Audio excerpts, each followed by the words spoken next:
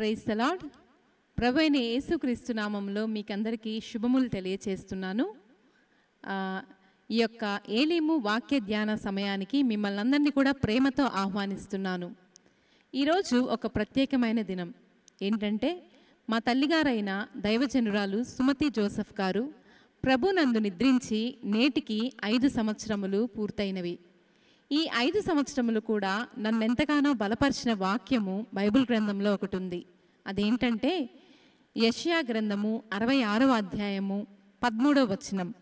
ఒకని తల్లి వానిని ఆదరించినట్లు నేను మిమ్మును ఆదరించెదను, యెరూషలేములోనే మీరు ఆదరించబడదరు అని. అయితే ఈ వాక్యం మీద మనం మరింతగా ధ్యానం చేసుకోవాలని నేను ఈ సమయంలో ఆశ కలిగి ఉన్నాను. అయితే ఈ వాక్యం గురించి మరింతగా మనతో పంచుకోవడానికి నా భర్త గారైన డాక్టర్ వినోద్ బాబు గారు మన మధ్యలో ఉన్నారు. వారిని అడిగి మనం తెలుసుకుందాం. Praise the Lord. Praise the Lord. మాకు ఈ వాక్యం గురించి ఎక్స్ప్లెయిన్ చేయండి. మీకందరికీ ప్రభు అయిన యేసుక్రీస్తు ఘనమైన నామమున శుభాభివందనాలు తెలియజేస్తుంటున్నాను. ఈ విధముగా ఎలీము వాక్య సమయానికి మిమ్మల్ని అందరినీ ప్రేమపూర్వకంగా ఆహ్వానిస్తూ ఉంటున్నాం. ఈ వాక్యము నన్ను ఎంతగానో ఆదరించింది, నన్ను బలపరిచింది. అందుకే మీతో పంచుకోవాలని నేను ఈ యొక్క సమయమున ఇష్టపడుతూ ఉన్నాను. ప్రభు అయినటువంటి యేసుక్రీస్తు వారు పరిశుద్ధ బైబిల్ గ్రంథములో 66 పుస్తకాలు ఉంటే 66 పుస్తకాలలో తండ్రిగా మనకి కనపడుతూ ఉంటాడు. కానీ ఈ యెషయా గ్రంథము 66వ అధ్యాయంలో తల్లిగా ఆయన మనకి కనపడుతూ ఉంటాడు. చాలా మంచి వాక్యం ఇది. ఒకసారి మనం అందరం చదువుకుందాం. యెషయా గ్రంథము 66వ అధ్యాయము 13వ వచనం. ఒకని తల్లి వానిని ఆదరించినట్లు నేను మిమ్మును ఆదరించెదను, యెరూషలేములోనే మీరు ఆదరించబడెదరు. ఈ వాక్యములో 4 ప్రశ్నలు ఉన్నాయి, 4 జవాబులు ఉన్నాయి. 4 ప్రశ్నలు 4 జవాబులు. అద్భుతంగా ఉందండి. అయితే ఆ ప్రశ్నలు ఏంటి? ఆ ప్రశ్నలు వాక్యములోనే మనకు కనపడతాయి.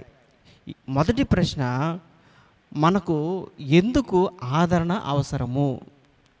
రెండవ ప్రశ్న, ఆదరణ అవసరమైతే ఎవరు మనల్ని ఆదరిస్తారు? మూడవ ప్రశ్న, ఒకవేళ ఆదరించగలిగే వాళ్ళు ఎవరైనా ఉంటే ఎలా ఆదరిస్తారు? చివరి ప్రశ్న, మనము ఎక్కడ ఆదరించబడతాము? ఇవి 4 అద్భుతమైనటువంటి ప్రశ్నలు ఈరోజు మనం ధ్యానం చేసుకుందాం. మరి ఈ ప్రశ్నలన్నిటికీ కూడా మాకు జవాబు చెప్తారా? తప్పకుండా చెప్తాను. మొదటి ప్రశ్నకి మీరు జవాబు చెప్పాలని నేను ఆశపడుతున్నాను. అసలు మనకి ఆదరణ ఎందుకు? చాలా మంచి ప్రశ్న. మనకి ఎందుకు ఆదరణ అవసరం అంటే, ఈ భూమి మీద ఎవరైనా శ్రమలు పడ్డ వ్యక్తి ఎవరైనా ఉన్నారా అని అంటే అందరికీ శ్రమలు వస్తాయి. కానీ అత్యధికంగా ఈ భూమి మీద శ్రమలో పడినటువంటి వ్యక్తి యోబు భక్తుడు. యోబు భక్తుడు తన గ్రంథంలో ఒక వాక్యాన్ని మనకు రాస్తాడు. చూడండి, యోబు గ్రంథము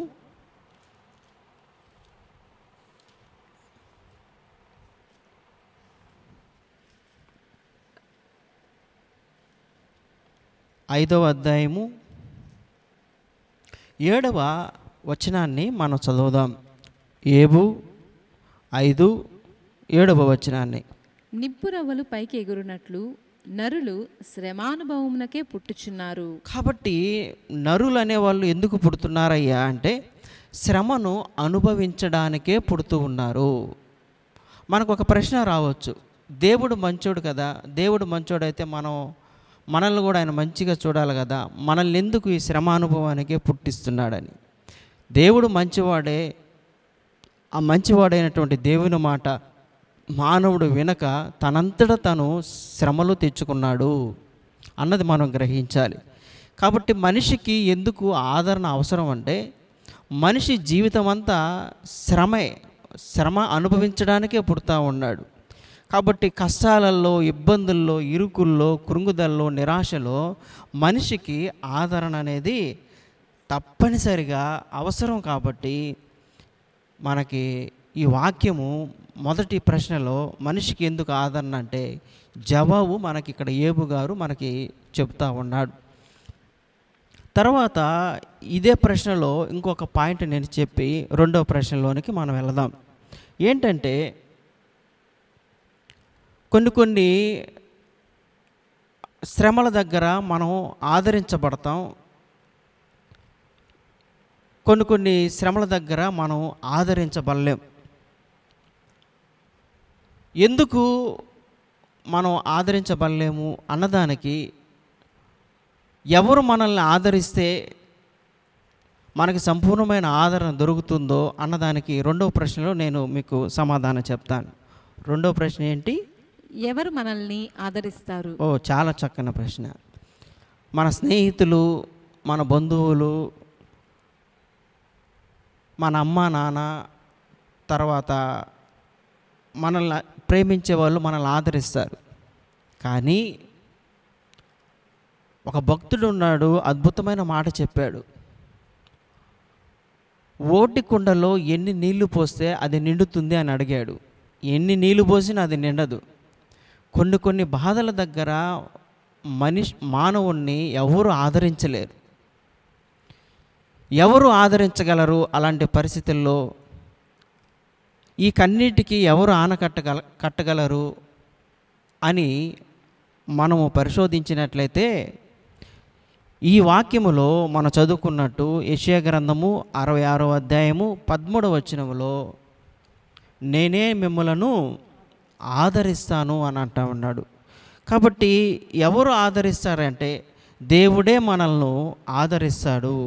అందుకనే ఇజ్రాయేల్ ప్రజలతో అంటాడు, యెషయా గ్రంథంలోనే అద్భుతమైనటువంటి వచనాన్ని నేను మీకు చూపిస్తాను. ఎవరు మనల్ని ఓదార్చేది? చూడండి, యెషయా గ్రంథము 51వ అధ్యాయము 12వ వచనము మనం చదువుకుందాం. యెషయా 51:12. నేనే మిమ్మును ఓదార్చువాడను.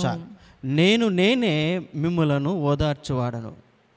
మన గుండె పగిలిపోయిన ఓటికొండ అయితే మన గుండెను చేసింది దేవుడు కాబట్టి, ఆయన పరమ కుమ్మరి కాబట్టి పగిలిపోయిన మన గుండెను, ఆ గాయాన్ని ఆయన కట్టి ఆయన వాక్యం ద్వారా మనల్ని ఆదరిస్తాడు. ఆయన ఆత్మ ద్వారా, పరిశుద్ధాత్ముడైన దేవుడు ఆదరణకర్తగా మనల్ని ఆదరిస్తాడు. కాబట్టి ఎవరో వచ్చి నిన్ను నన్ను ఆదరించాలని ఈరోజు మనము ఎదురు చూడని అవసరం లేదు. పిలిస్తే పలికే దేవుడు మనకున్నాడు. ఆయన మన గుండెల్లోనూ ఉన్నాడు. ఆయన వాక్యాన్ని మన చేతిలో పెట్టాడు.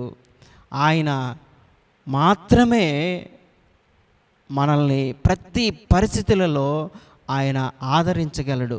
ఎందుకంటే నీవు నేను పొందే ప్రతి బాధలో ఆయన బాధను అనుభవించాడు. నా బాధ ఆయన అనుభవపూర్వకంగా తెలుసుకున్నాడు. దేవుడు ఎక్కడో ఉండి మన బాధను పట్టించుకునేవాడు కాదు, కానీ ఆయన మనలాగా ఈ భూమి మీదకు వచ్చి మనలాగా ఆయన శోధింపబడి బాధింపబడి మనల్ని అర్థం చేసుకున్నటువంటి మంచి దేవుడు నా ప్రభువైన యేసుక్రీస్తు వారు. ఆయన మాత్రమే మనకు గొప్ప ఆదరణను అనుగ్రహించగలిగిన వాడు.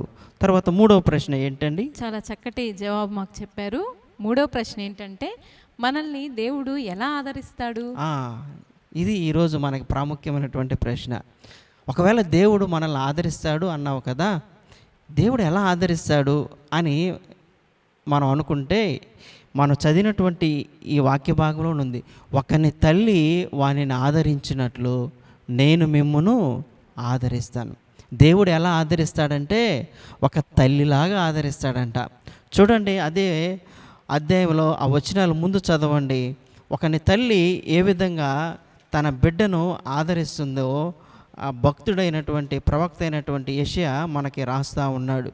చూడండి, 12వ వచనం మనం చదివితే,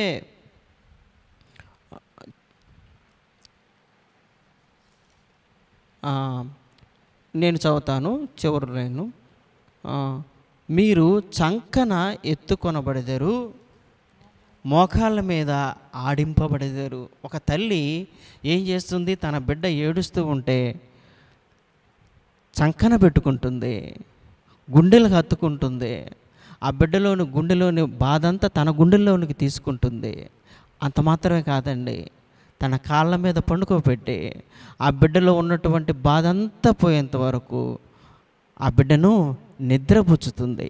దేవుడు ఒక తల్లిలాగా మనల్ని ఆదరిస్తాడు. కాబట్టి దేవుని ఆదరణ ఎలా ఉంటుందంటే, తల్లికి మించినటువంటి ఆదరణ దేవుడు మనకి అనుగ్రహిస్తాడు. అయితే మా 4వ ప్రశ్న, మనకి ఆదరణ ఎక్కడ దొరుకుతుంది? చాలా మంచి ప్రశ్న. ఇంతవరకు 3 ప్రశ్నలకు మనము సమాధానం చూచాం. చివరి ప్రశ్న, దేవుడు ఎక్కడ మనల్ని ఆదరిస్తాడు? ఆ వచనంలోనే మనకు ఉంది, యెరూషలేములోనే మీరు ఆదరించబడదురు. అంటే యెరూషలేము అంటే దేవుని సంఘం. యెరూషలేము అంటే దేవుని మందిరం ఉన్నటువంటి స్థలం, అంటే ఆయన సన్నిధి ఉన్నటువంటి స్థలం.